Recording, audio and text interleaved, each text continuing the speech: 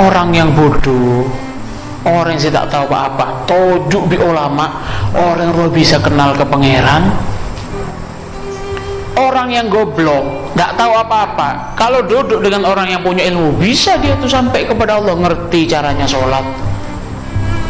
Setiap ada tak yang lebih istimewa dibandingkan jasanya orang yang nyambi orang ini ke pangeran. Beda orang yang bisa nyambi orang yang goblok, nyambi ke pangeran, sambi ke pangeran, kenal pangeran, bojong, penyembuh. Ada jasa yang lebih tinggi dari itu? Nggak ada. Maksudnya ya apa kalau sampai itu dapat keuntungan dunia akhirat, bisa nyebel pangeran, tahu kepada Allah lewat orang itu.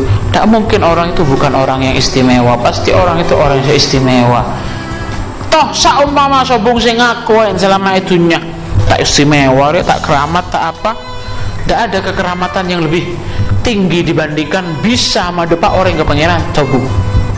Tapi kalau sampai bisa ngajarkan orang lain nyabuk daina etana nyebut Allahu Akbar, sobung saya memulji sampean, nengko burun sampean ngeserengian, nengko dia senang sampean.